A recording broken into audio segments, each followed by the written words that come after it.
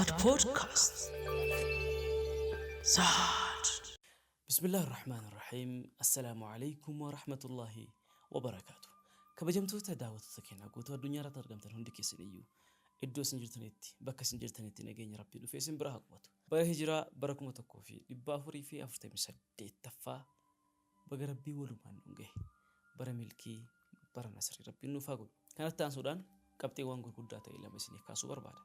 إما زادي والقبتي زاد جاتو كوف سكنتا رانتوري سكنتا سنف ديسان توري سكنتا ديسو دبو كناف ديفا مسيني جيتشا namoonni hedduun kan wayyaa turtan galatoomaa ulfaadhaa ammas inshallah sagantaa addaan kunne malee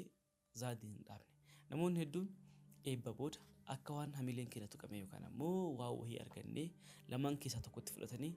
namni waan haasa'u waan hin dhabneef haasaa turan dhagahan turanis gara tokkoon boqonnaadha gara tokkoon ammoo istuudiyoo keenyas haala ajaa'ibaatiin bifa isin agartan kanaan sirreeffannee tolfannee akkasuma waan duraanii caalaa dhiheessii kenna akkaataa sagantaa isiniif dhiyeessinu koontentii irratti bareeduma istuudiyoo irratti waan ija namaa hawwatu namni martinuu wayitti sagantaa kana dhageeffatu bifa hawwataa ta'een akka dhageeffatuu fi sagantaawwan keenya sagantaa duraanii caalaa bifa ajaa'ibaatiin isin biraan gahuudhaaf ture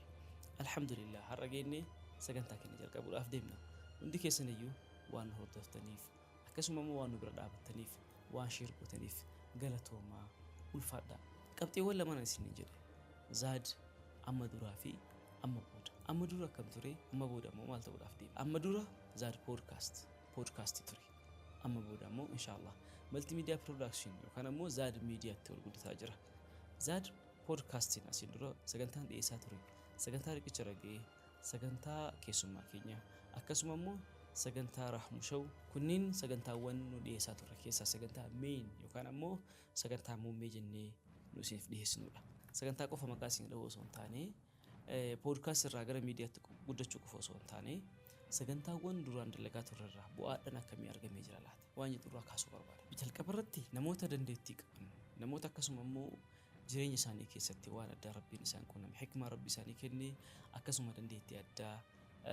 barnootaanis haa ta'u jireenya isaanii keessatti mudannoo addaa qaban gara keessan finnee isinii wal barsiisnee barnoota isin barbaachisu isin biraan gahaati turre kanarraa immoo namoonni hedduun akka fayyadamaa turee fi ammas itti fayyadamaa jiru karaa koomantiitiin karaa bilbilaatiin namni hedduun nu barreessaa ture akkasuma qaamaanis yoo ta'u agarru namoonni hedduun miidiyaa kanarraa fayyadamaa akka jiranii fi sagantaa afaan oromoo keessaa baay'ee filatamaa fi jaallatamaa akka ta'e namni baay'een koomantii kennaa ture waan ta'eef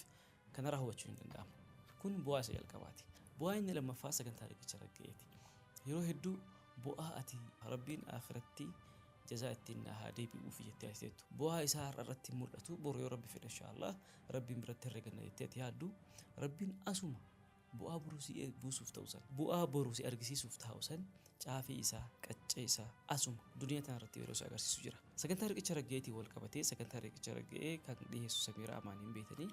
sagantaan sun sagantaa baay'ee dhiibbaa geessaa ture namoota amantaa biraa keessa jiran akka isaan amantaa islaamaatti dhufan akka isaan amantaa islaamaa baratan eenyummaa rasuula alayhi salaatu wassalaam akka beekan namni tokko gara amantii islaamaatti dhufuuf jijjiirama akkamii keessa akka jiru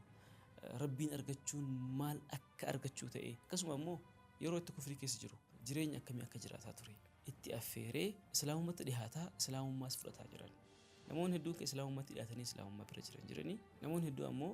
namoonni islaamummaa fudhatanis jiran kallattiidhaan kan nuti dhageenye nama 10 oliin ta'a haga ammaatti namni sagantaa miidiyaa keenya irra jiru hordofee gara islaamummaatti dhufe namoota lama ammoo istuudiyoo keenya damee Finfinnee dhufanii achitti shahaadaa akka qabatan jiranii sana ammoo gara viidiyootiin isin agarsiisuu danda'a inni biraa ammoo nam tokko magaalaa Shaashamanneetti ciida dabre kana islaamummaa akka fudhate akkasuma immoo nama miidiyaa zaadii irratti dhihaate akka ragaatti dhiheeffatee seenaa isaa ilaaluudhaan waa inni jedhe dhageeffachuudhaan gara islaamummaatti dhufee jira maasha Allah kun ammoo waan nama boonsu bu'aa kan kee silaa akhiratti argadha jettee ati ol kaayattu rabbiin ammoo duniyaa irratti caafisaa sitti agarsiisudha alhamdulillah inni biraa ammoo hordoftoota kuma dhibba gahuu kenna bu'aa guddaadha kun ammoo adda kenna dhuunfaa kennaan dhaleenii osoo hin ta'in isinii waliin taanee turtii yeroo dheeraa booda waan arganneedha kun ammoo galata rabbii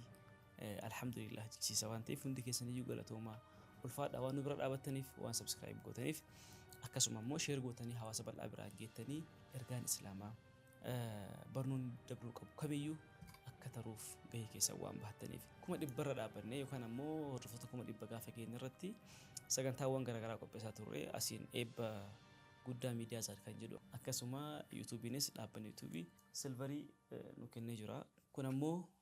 waan kophaa keenya taanee yookaan adda keenya taanee goone osoo hin ta'in isin waliin hawaasa waliin rabbii gaditti jechuudha. Galatooma ulfaadhaa isin jechuu barbaada. Of duratti ammoo gara multiimiidiyaa yookaan ammoo gara miidiyaatti guddachuu jechuun iskooppii keenya bal'ifannee sagantaawwan hedduu keessatti dalaguudha. Akkasuma miidiyaadhaan gurguddaa waliin gara saatalaayitiitti bahuudhaan inshaallah deemsa keenya itti fufaa ol guddachuudhaaf deemaa jirra. Rabbiin nu halaafisu hundi keessan iyyuu YouTube kana subscribe gochuudhaan akkasuma immoo viidiyoodhaan share gochuudhaan nu bira dhaabadhaa akka nu biraan fagaannee sagantaawwan ajaa'ibaa argattu. Sagantaawwan riqicha raga'ee baay'een isin bira gahuudhaaf qophaa'anii jiranii sagantaadhaan keessummaa keenyas akkasuma sagantoota biraa YouTube'dhaan keenya biraa irratti kan hordoftanis jira waan ta'eef yeroo yeroodhaan irra deddeebinee isin beeksifna. Waan dhageeffattaniif galatoomaa. Wassalaamu alaikum wa rahmatullahi wa barakaatuh.